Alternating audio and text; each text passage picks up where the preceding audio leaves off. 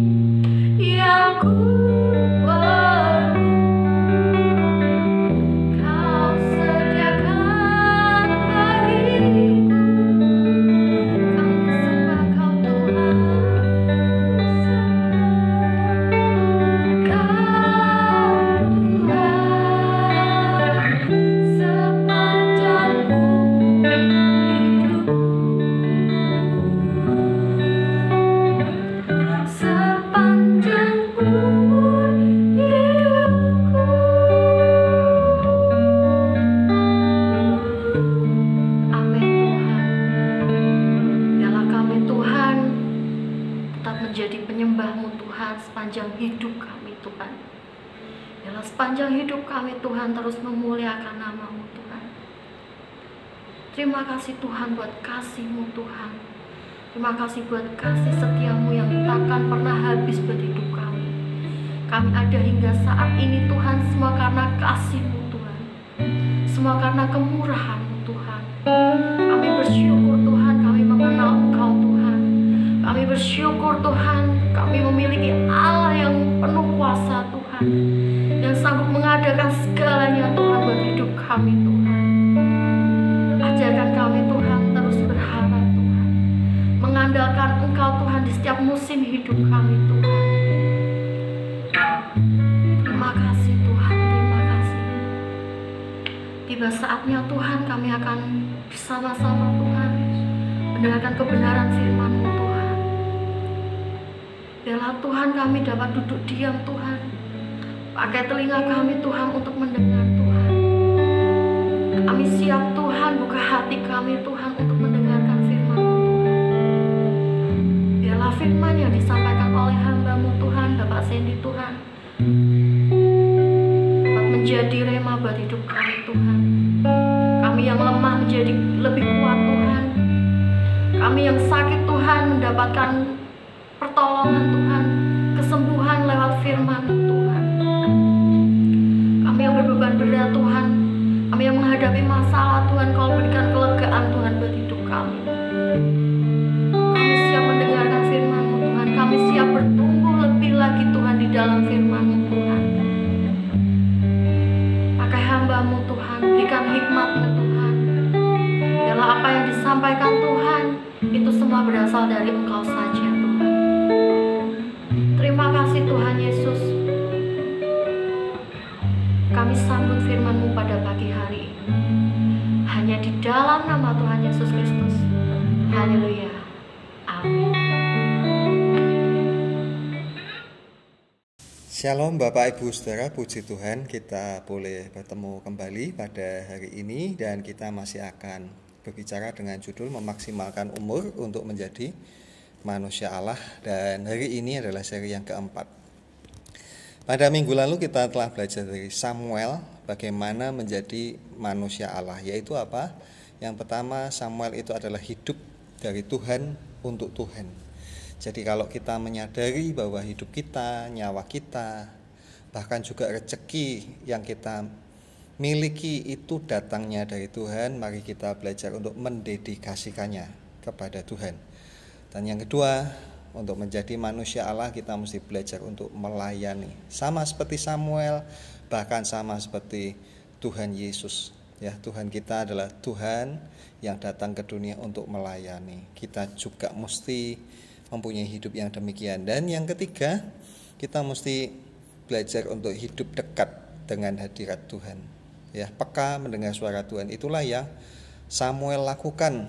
Dia memilih tinggal tidur di dalam kemah suci. Ya. Nah, saudaraku, dari apa yang saya pelajari, saya menemukan bahwa sebenarnya Samuel ini adalah seorang yang sangat cerdas. Kenapa? Kita dapat melihat buktinya dari bagaimana cara Samuel itu menuturkan setiap peristiwa sejarah Israel sesuai dengan kronologi dan juga sesuai dengan urutan logika. Dan semuanya itu ditulis oleh Samuel di dalam kitabnya yang kemudian disebut kitab Samuel. Jadi kitab Samuel ini adalah kitab sejarah, Bapak Ibu Saudara. Bukan hanya sejarah hidupnya Samuel, tetapi juga sejarah bangsa Israel. Samuel mengawali kitabnya dengan menuturkan asal usul dirinya, ya, tentang kelahirannya yang adalah mujizat dari doa ibunya. Ya, ibunya seorang yang mandul dan mengalami persekusi oleh istri muda dari ayahnya. Ya, nah, setelah itu kemudian Samuel menuturkan latar belakang panggilannya. Bagaimana Tuhan kemudian memanggil dia menjadi seorang nabi dan juga seorang imam sekaligus. Dan dia kisahkan tentang kondisi kemah suci pada waktu itu yang dilayani oleh anak-anak Eli dan kelakuan mereka yang keji, dan sayangnya hal itu dibiarkan oleh imam besar Eli. Ya. Dan kita perlu mengingat bahwa semuanya itu dilakukan oleh anak-anak Eli di depan mata Samuel yang masih kanak-kanak. Ya, sekarang kita akan membaca bacaan kita 1 Samuel pasal 2 ayat 12 sampai 17. Bersama kita baca 2, 3. Adapun anak-anak lelaki Eli ialah orang-orang dursila. Mereka tidak mengindahkan Tuhan ataupun batas hak para imam terhadap bangsa itu. Setiap kali seseorang mempersembahkan korban sembelihan, sementara daging itu dimasak, datanglah bujang imam membawa garpu bergigi 3 di tangannya dan dicucukkannya ke dalam bejana atau ke dalam kuali atau ke dalam belanga atau ke dalam periuk. Segala yang ditarik dengan garpu itu ke atas diambil imam itu untuk dirinya sendiri. Demikianlah mereka memperlakukan semua orang Israel yang datang ke sana ke Silo. Bahkan sebelum lemaknya dibakar, bujang imam itu datang lalu berkata kepada orang yang mempersembahkan korban itu, "Berikanlah daging kepada imam untuk dipanggang, sebab ia tidak mau menerima daripadamu daging yang dimasak, hanya yang mentah saja." Apabila orang itu menjawabnya, "Bukankah lemak itu harus dibakar dahulu, kemudian barulah ambil bagimu sesuka hatimu?" Maka berkatalah ia kepada orang itu, "Sekarang juga harus kau berikan, kalau tidak aku akan mengambilnya dengan kekerasan." Dengan demikian sangat besarlah dosa kedua orang muda itu di hadapan Tuhan, sebab mereka memandang rendah korban untuk Tuhan. Amin. Ya. Nah, kalau kita membaca di ayat yang ke-18, ya jelas di ayat yang ke-18 ini Samuel menuliskan ya semuanya itu terjadi ketika dia masih kanak-kanak. Ya. Ayat 18 bunyinya, adapun Samuel menjadi pelayan di hadapan Tuhan, ia masih anak-anak yang tubuhnya berlilitkan baju efod dari kain lenan. Pada ayat selanjutnya, ayat 22 sampai ayat 24, Samuel kemudian mencatat bagaimana sikap Eli sebagai imam besar, sebagai ayah para imam tadi, ya, terhadap perbuatan anak-anaknya, ya. Kita baca ayat 22. Eli telah sangat tua apabila didengarnya segala sesuatu yang dilakukan anak-anaknya terhadap semua orang Israel, dan bahwa mereka itu tidur dengan perempuan-perempuan yang melayani di depan pintu kemah pertemuan. Berkatalah ia kepada mereka, mengapa kamu melakukan hal-hal yang begitu, sehingga ku dengar dari segenap bangsa ini tentang perbuatan-perbuatanmu yang jahat itu. Janganlah begitu anak-anakku, bukan kabar baik yang ku dengar itu bahwa kamu menyebabkan umat Tuhan melakukan pelanggaran, ya. Nah, saudaraku, jadi dari yang tadi kita baca, sebenarnya ada dua dosa yang dilakukan oleh imam-imam atau anak-anak imam besar Eli. Yaitu apa, saudaraku? Yang pertama, mereka ini melecehkan persembahan untuk Tuhan, ya. Dan yang kedua, mereka suka menggoda dan mengajak berzina perempuan yang sebenarnya datang niatnya untuk berbakti, ya. Tapi mereka goda dan kemudian mereka ajak berzina. Nah, hal ini dibiarkan tanpa sanksi, hanya ditegur ala kadarnya oleh Eli. Padahal Eli sebagai imam besar mestinya dia menjaga kewibawaan dan kekudusan daripada pelayanan itu. Dan Tuhan sebenarnya sudah mengutus nabi untuk datang menegur Imam Eli, ya. Tapi sepertinya apa yang disampaikan itu tidak diperhatikan dan tidak diindahkan, ya. Nah, coba saya ingin mengajak Anda untuk melihat 1 Samuel 2 ayat 29, ya. Kita baca dari terjemahan lama. Mengapa maka engkau menyepak akan korban dan persembahan yang di atas mezbahku, yang sudah kutentukan bagimu akan penghidupan yang limpah, dan engkau mempermuliakan anakmu lebih daripadaku, serta kamu menambunkan dirimu dengan bagian yang terbaik daripada segala persembahan makanan umatku Israel, ya. Jadi dalam terjemahan lama ini menerjemahkan dari bahasa Inggris, ya, tukik, ya. Dalam terjemahan lama dipakai kata menyepak. Jadi seolah-olah persembahan untuk Tuhan itu sudah mereka sepak dengan kaki mereka, ya, melecehkan, ya, menganggap Tuhan itu boleh dapat sisa-sisanya mereka, ya. Nah, hal ini berlangsung bertahun-tahun, Bapak Ibu Saudara. Mulai dari Samuel masih kecil, masih kanak-kanak, sampai akhirnya Samuel bertumbuh besar, ya. Sebagai catatannya di ayat yang ke-26, ya, Samuel mengatakan, tetapi Samuel yang muda itu semakin besar dan semakin disukai di hadapan Tuhan maupun di hadapan manusia. Jadi apa yang dilakukan oleh para imam anak-anak Eli ini, ya, dilakukan dari tahun ke tahun, ya, mulai dari Samuel masih kanak-kanak sampai bertumbuh besar. Tetapi Samuel tidak mengikuti apa yang dilakukan oleh anak-anak imam Eli. Nah, ini yang kita mau belajar bersama, saudaraku, ya. Nah, kita lihat dulu, saudaraku, pasal yang ketiga. Kalau Anda perhatikan, pada pasal yang ketiga ini Samuel menuturkan riwayat bagaimana Tuhan memanggil dia, yaitu ketika dia sedang tidur di dalam kemah suci, ya. Sebenarnya ini sesuatu hal yang tidak boleh dilakukan. Mengapa? Karena kemah suci ini adalah kemah Tuhan, ya, bukan untuk kemah manusia, apalagi dibuat tidur. Dan timbul pertanyaan, mengapa kok Tuhan kok membiarkan seolah-olah, ya.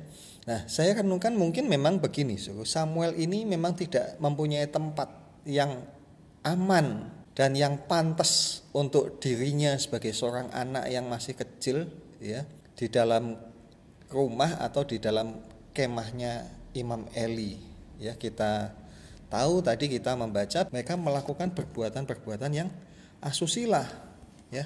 Di mana dilakukan? Ya, kemungkinan dilakukan di rumah mereka, ya. Nah, oleh karena itu memang sepertinya tidak ada tempat yang aman dan pantas untuk Samuel ini tinggal sampai dia harus tidur di dalam kemah suci. Dan hal itu juga dibiarkan oleh Imam Eli. Jadi sepertinya memang demikian, ya, tidak ada tempat yang pantas untuk anak ini.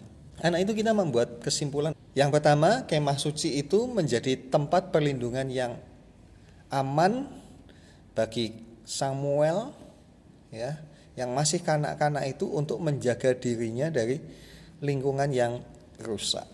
Nah, Bapak Ibu Saudara, dunia yang kita hidupi sekarang ini semakin hari semakin rusak, ya. Di tempat kita bekerja, ya, mungkin Bapak Ibu Saudara yang kerja di kantor, mungkin di sana juga ada permainan-permainan yang tidak benar, ya.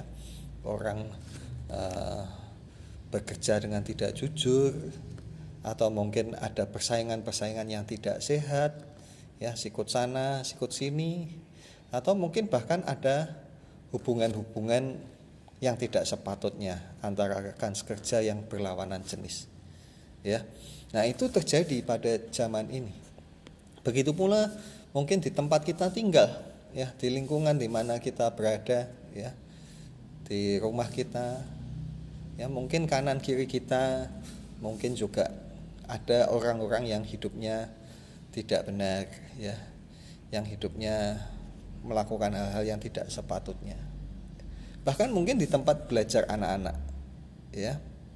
Dan sekarang ini kita yang hidup di zaman modern ini, kita berada di tempat yang disebut dunia maya, yang juga penuh dengan hal-hal yang rusak. Nah, satu-satunya yang dapat menahan kita dari kerusakan adalah persekutuan dengan Tuhan. Itulah hakikat dari kemah suci, Bapak Ibu Saudara, ya. Nanti Anda bisa membaca dalam Keluaran 25 ayat yang ke-8, Tuhan memerintahkan orang Israel untuk membuat kemah suci. Supaya apa? Supaya Tuhan dapat diam di tengah-tengah orang Israel. Jadi kemah suci hakikatnya adalah tempat di mana Tuhan bisa diam, berada di tengah-tengah mereka, ya. Itulah persekutuan antara Tuhan dengan kita. Nah, jadi Bapak Ibu Saudara, ya, kemah suci yang bicara persekutuan dengan Tuhan ini menjadi tempat perlindungan yang aman, yang menjaga Samuel dan juga yang mestinya menjaga kita dari segala kerusakan yang ada di sekeliling kita, ya. Karena itu apa yang harus kita lakukan sebagai aplikasi dari khotbah ini adalah kita ini mesti belajar untuk mendisiplin diri kita datang menghadap kepada Tuhan di dalam doa, ya. Kalau kita bangun pagi, ya, berdoalah, ya. Juga di dalam setiap perjalanan hidup kita, ya, mungkin bapak-bapak yang bekerja di perjalanan atau di kantor, atau ibu-ibu yang mungkin sedang di rumah, ya, dan juga adik-adik, ya, yang sedang mungkin mengerjakan tugas, belajarlah juga untuk selalu di dalam hati kita itu berdoa kepada Tuhan. Bercakap-cakaplah dengan Tuhan setiap saat. Walaupun mungkin kita tidak harus mengambil sikap untuk duduk, melipat tangan, atau menadah tangan, memejamkan mata. Tetapi dalam setiap aktivitas kita, apa yang sedang kita lakukan, kita bisa berbicara kepada Tuhan. Dan itulah tempat perlindungan kita yang sesungguhnya, supaya kita terjaga dari kerusakan dunia ini. Nah, yang kedua, Bapak Ibu Saudara, kita akan membaca ayat selanjutnya di 1 Samuel 3 ayat 9, 10 dan 15. Ya, bersama kita baca. Sebab itu berkatalah Eli kepada Samuel, pergilah tidur, dan apabila ia memanggil engkau, katakanlah, berbicaralah Tuhan, sebab hambamu ini mendengar. Maka pergilah Samuel dan tidurlah ia di tempat tidurnya. Ayat 10, lalu datanglah Tuhan, berdiri di sana dan memanggil seperti yang sudah-sudah, Samuel, Samuel. Dan Samuel menjawab, berbicaralah sebab hambamu ini mendengar. Samuel tidur sampai pagi, kemudian dibukanya pintu rumah Tuhan. Samuel segan memberitahukan penglihatan itu kepada Eli. Dari 3 ayat ini, ayat 9, 10, dan 15, ada frase-frase yang sama, yaitu tidur, ya, pergilah tidur, tempat tidurnya, ya, tidurlah, ya, tidur sampai pagi. Nah, apa yang dapat kita simpulkan? Bahwa Tuhan itu berbicara melalui mimpi, ya. Jadi ketika Samuel sedang tidur, Tuhan datang berfirman, ya, di dalam mimpinya Tuhan menampakkan diri, berdiri di hadapan Samuel, dan kemudian Samuel merespon, ya, Tuhan, ya. Nah, apa yang penting buat kita, saudaraku, ya? Yang penting buat kita adalah kita juga mesti belajar untuk meminta Tuhan berbicara kepada kita, ya. Bagaimana Tuhan berbicara kepada kita? Oh, cara Tuhan berbicara itu banyak, Bapak Ibu Saudara. Salah satunya dengan apa? Dengan berbicara melalui mimpi. Ya, nah ini sesuatu yang memang baru mungkin ya buat kita, ya. Saya mengajak Bapak Ibu Saudara untuk kita semua, ya, berdoa kepada Tuhan, minta supaya Tuhan juga bicara kepada kita melalui mimpi.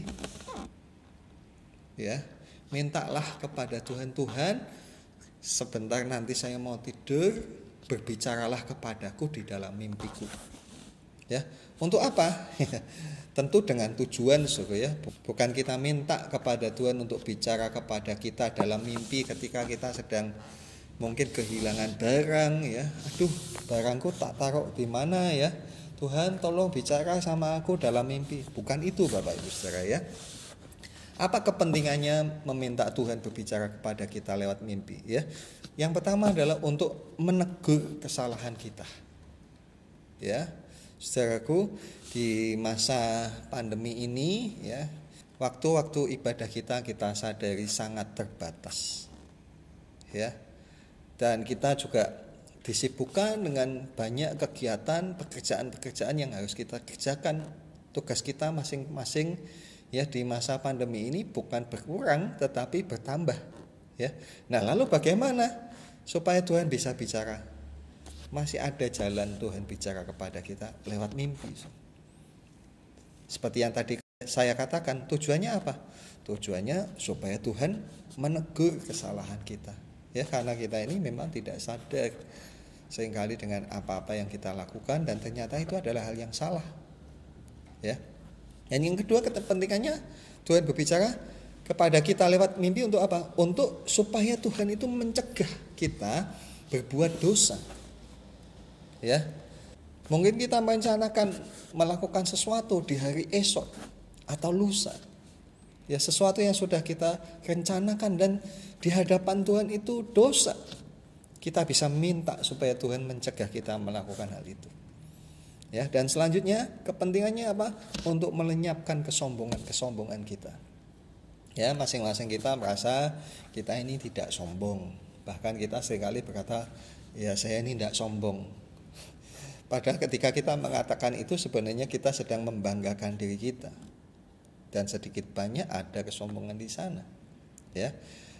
Karena itu minta kepada Tuhan untuk melenyapkan kesombongan kita, ya. Bukan hanya ungkapan-ungkapan, tapi sikap-sikap kita, saudaraku, ya. Dan berikutnya, kepentingan Tuhan berbicara kepada kita lewat mimpi adalah supaya mencegah hidup kita ini, diri kita ini, supaya jangan binasa, masuk ke dalam api neraka, ya.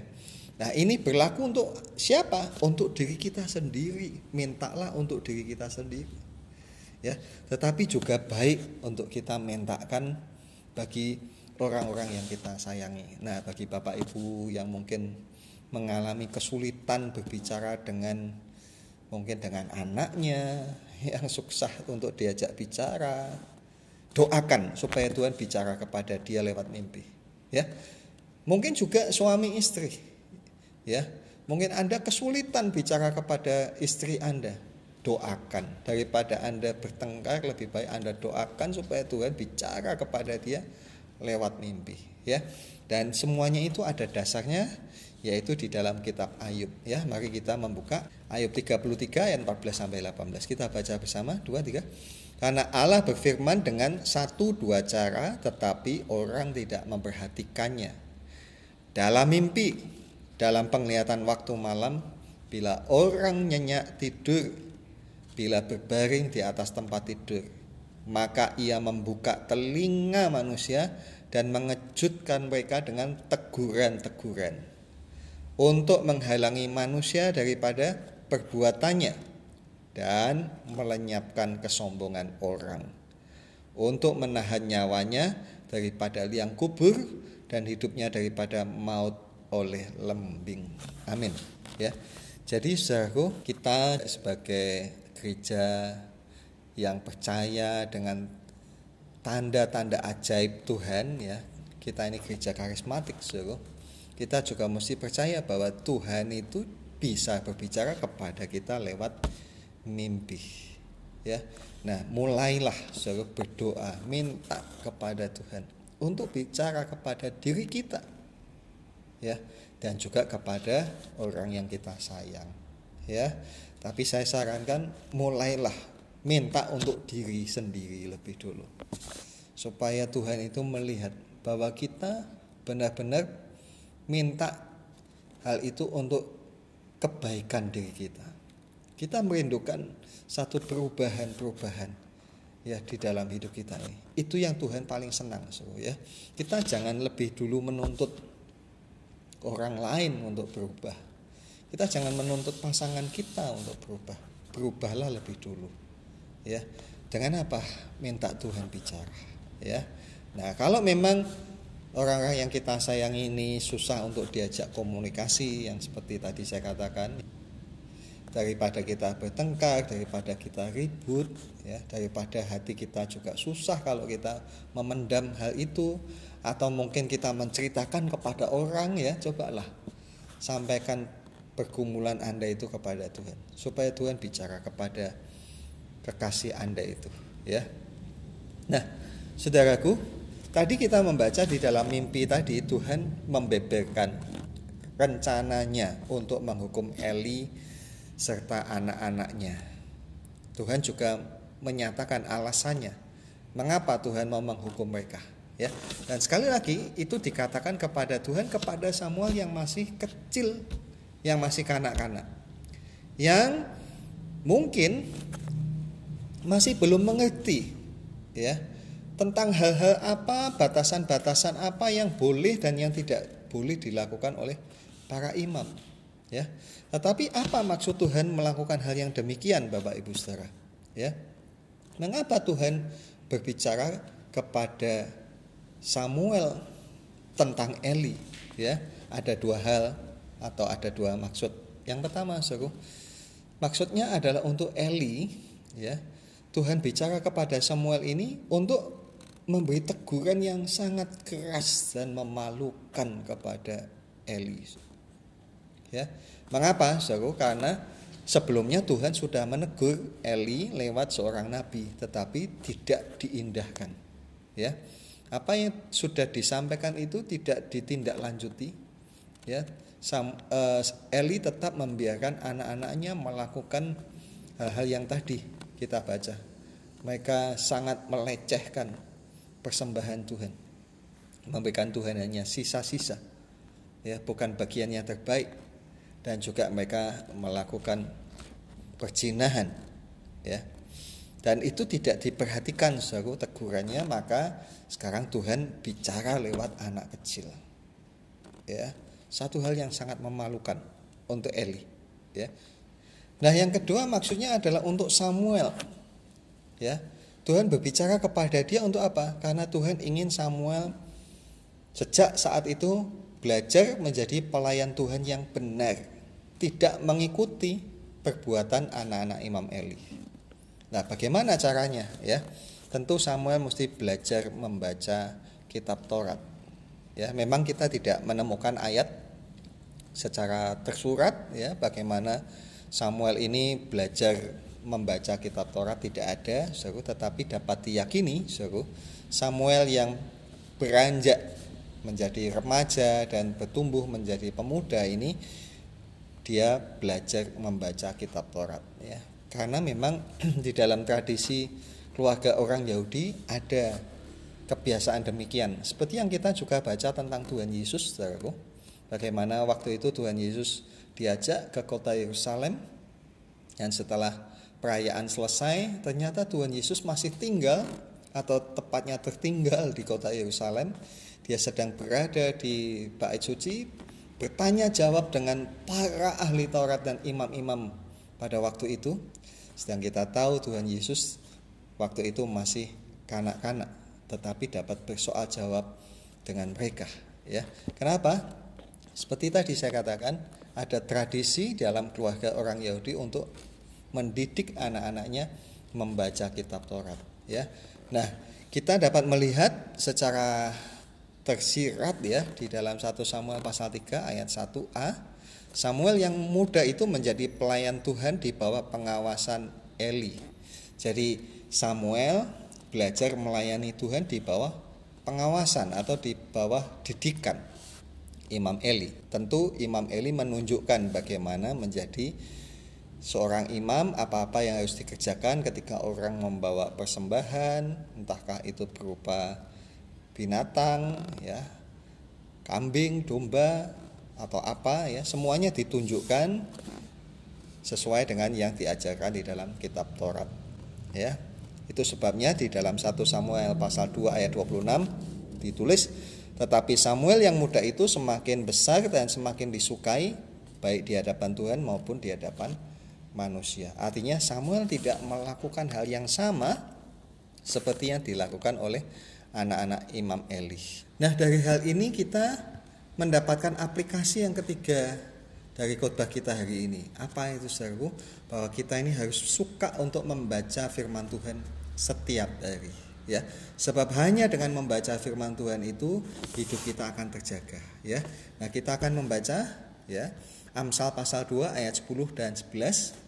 Beberapa hari ini kita membaca tentang kitab Amsal, dan hari ini kita membaca satu bagian yang menunjukkan kepada kita manfaat daripada membaca firman Tuhan, ya. Kita baca Amsal 2 ayat 10 dan 11, 2, 3.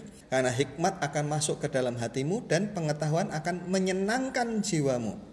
Kebijaksanaan akan memelihara engkau, kepandaian akan menjaga engkau. Nah, saudara, kata memelihara dalam bahasa Inggris dipakai kata preserve. Preserve itu artinya, ya, secara literal artinya mengawetkan, ya, seperti makanan. Kalau kita preserve, ya, kita sedang mengawetkan supaya makanan itu jangan menjadi busuk, ya. Caranya diantaranya kita misalnya kasih garam, ya, atau kita kasih gula, ya, supaya tidak menjadi rusak atau menjadi busuk, saudaraku. Nah, firman Tuhan kalau kita baca setiap hari itu akan menjaga kita dari kebusukan. Seperti Samuel, saudaraku, walaupun lingkungannya itu busuk, tapi karena tiap hari dia belajar membaca kitab Taurat, ya, dia hidup di dalam takut akan Tuhan, ya. Demikian pula mestinya hidup kita, ya.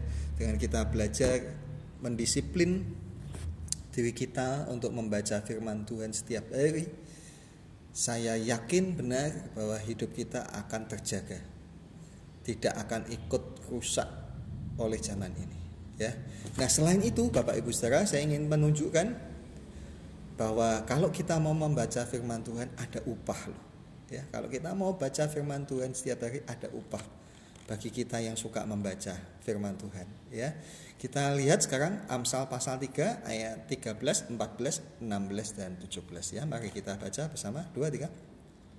Berbahagialah orang yang mendapat hikmat, orang yang memperoleh kepandaian, karena keuntungannya melebihi keuntungan perak dan hasilnya melebihi emas. Lalu disebutkan di ayat 16, apa itu keuntungan yang melebihi perak dan emas.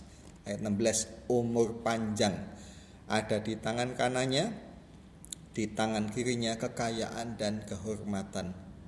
Jalannya adalah jalan penuh bahagia, segala jalannya sejahtera semata-mata. Amin. Apa yang kita dapat kalau kita membaca firman Tuhan setiap hari? Yang pertama, umur panjang. Kita melihat hamba-hamba Tuhan, ya, baik yang ada di Alkitab, ya, ataupun juga hamba-hamba Tuhan yang memang, saudaraku, mereka itu setiap hari suka baca firman Tuhan. mereka itu umurnya panjang, ya. Panjang bukan sakit-sakitan, panjang bukan pikun, bukan terbaring di atas tempat tidur, tetapi umur panjang dengan kesehatan luar biasa, ya. Bapak Gersom Surtopo almarhum itu umurnya 100, ya, hampir 100, luar biasa, ya. Karena memang beliau setiap hari berdisiplin untuk membaca firman Tuhan. Nah, coba kita belajar demikian, ya. Dan bukan hanya umur panjang, tetapi juga diberikan berkat, yaitu kekayaan dan kehormatan, ya. Tuhan mengangkat harkat derajat kita, ya. Kalau kita awalnya orang tidak punya, saya yakin kalau kita cinta kepada Tuhan, Tuhan akan berkati kehidupan kita. Tuhan akan kasih kita rezeki, ya. Tuhan angkat harkat kita dan juga diberikan oleh Tuhan kehormatan, ya. Dan ayat 17, jalannya adalah jalan yang penuh bahagia, sejahtera semata-mata. Jadi hidup kita akan dibuat Tuhan, ya, diluruskan, diberikan kemudahan-kemudahan, dan diberikan damai sejahtera, diberikan kebahagiaan, ya. Keluarga kita bahagia, ya. Apa yang kita cari dalam kehidupan ini selain daripada itu? Bahagia bersama dengan keluarga kita, bukan, ya. Nah, 3 hal kesimpulan kita adalah kita mesti belajar untuk mendisiplin diri kita bersekutu dengan Tuhan, tinggal di dalam kemah suci, masuk menghadap kepada Tuhan, pakai waktu dan kesempatan untuk berdoa. Dan yang kedua, saya mengajak Bapak Ibu Saudara untuk berdoa, minta kepada Tuhan untuk bicara kepada kita lewat mimpi, supaya Tuhan tunjukkan kepada kita pelanggaran-pelanggaran kita, ya, kesalahan-kesalahan, ya. Bahkan sebelum menjadi kesalahan, biar Tuhan cegah, ya, supaya kita tidak melakukan dosa itu, dan supaya juga Tuhan melenyapkan dari kita kesombongan-kesombongan, ya. Dan yang paling penting supaya kita jangan binasa, ya. Kita minta pada Tuhan, kalau nanti aku tidur, bicaralah padaku. Kalau engkau bisa bicara kepada Samuel, kalau engkau bisa bicara kepada nabi-nabimu, aku juga anakmu Tuhan, bicaralah kepadaku. Saudara mesti percaya, ya, bukan hanya kepada tokoh-tokoh Alkitab, tidak juga kepada hamba-hamba Tuhan atau orang-orang yang sudah ditahbiskan, yang menjadi pendeta seperti saya saja. Tidak, tetapi Anda juga bisa. Tuhan bisa bicara kepada Anda. Mintalah, ya. Dan juga minta Tuhan bicara kepada orang-orang yang Anda sayangi kalau Anda mengalami kendala komunikasi, ya. Daripada Anda bertengkar, lebih baik Anda minta supaya Tuhan menerangi hatinya, bicara kepada dia, ya. Kalau Tuhan yang bicara, mosok dia akan membantah, ya. Dan yang berikutnya, kita mesti belajar untuk suka membaca firman Tuhan, ya. Saya mengajak Anda, ya, untuk terus cinta firman Tuhan, ya, terus cinta membaca firman Tuhan, ya. Dan untuk itu saya menyediakan diri melayani Anda setiap hari, ya, menyiapkan bacaan dan renungan, ya, bagaimana interpretasi yang mudah bagi Anda supaya Anda bisa pahami dan Anda bisa lakukan setiap hari, ya. Nah, demikian firman Tuhan pada hari ini, ya. Kiranya kita semua menangkap, merekam di dalam benak ingatan kita masing-masing dan kita lakukan. Selalu berdoa kepada Tuhan setiap hari, minta kepada Tuhan juga bicara kepada kita lewat mimpi, dan setiap hari kita baca firman Tuhan. Amin, ya. Kita datang kepada Tuhan, kita berdoa. Bapa, terima kasih buat firman-Mu pada hari ini. Kami telah dengar begitu jelas, begitu mudah. Kami tangkap apa yang Tuhan kehendaki. Tuhan mau supaya kami mendisiplin diri kami untuk selalu datang kepada Tuhan lewat doa-doa kami. Dan biarlah Tuhan juga berbicara kepada kami dalam mimpi kami untuk menyatakan apa yang menjadi isi hati Tuhan atas kehidupan kami. Dan kami juga belajar hari ini Tuhan untuk kami suka membaca dan merenungkan firman-Mu setiap hari. Supaya dengan hal itu hidup kami boleh dijaga, dipelihara dari segala kerusakan zaman ini. Dan kami tetap hidup berkenan di hadapan Tuhan. Bahkan kami beroleh upah dari setiap bacaan-bacaan yang kami lakukan setiap hari. Kami beroleh upah seperti yang Tuhan janjikan. Terima kasih Bapa, dan tanamkanlah firman-Mu dalam setiap hati kami, dan buat kami semua masing-masing ini melakukannya ya Bapa. Dan biar kami mengalami janji-janji-Mu di dalam setiap apa yang kami lakukan. Hidup kami berkenan kepada Tuhan, kami beroleh upah dan berkat perkenanan Tuhan kepada kami. Terima kasih Bapak. Dan pada saat ini kami niatkan untuk memberikan persembahan yang terbaik untuk Tuhan. Kami akan kirimkan ke rumah Tuhan untuk pekerjaan Tuhan, untuk pelayanan di gereja kami. Segala kebutuhan-kebutuhan yang kami perlukan, peralatan-peralatan atau biaya-biaya yang kami perlukan untuk ibadah kami walaupun secara online. Saat ini kami niatkan untuk memberikan persembahan yang terbaik untuk Tuhan, untuk kemuliaan nama-Mu. Tuhan, pada saat ini bersama-sama menadahkan tangan kami di hadapan Engkau dan mohon kepada Tuhan untuk memberkati kami saat ini. Ulurkanlah tangan-Mu atas kepala kami ya Bapak.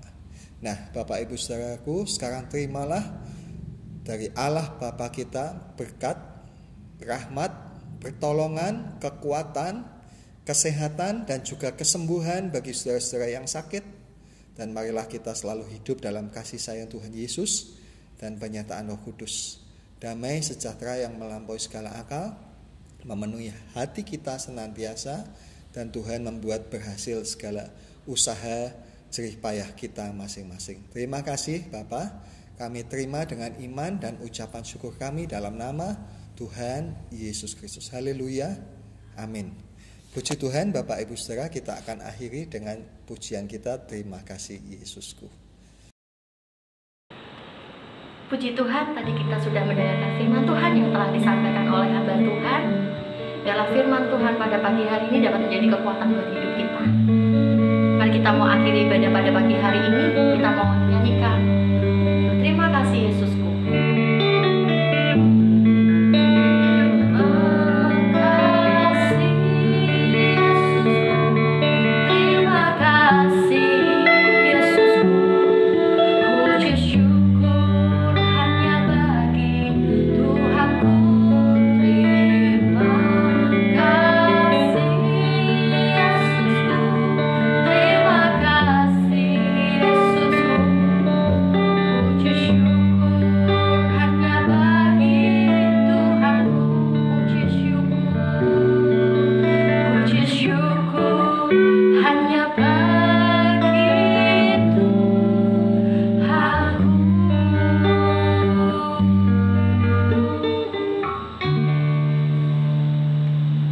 Sampai berjumpa di ibadah minggu depan.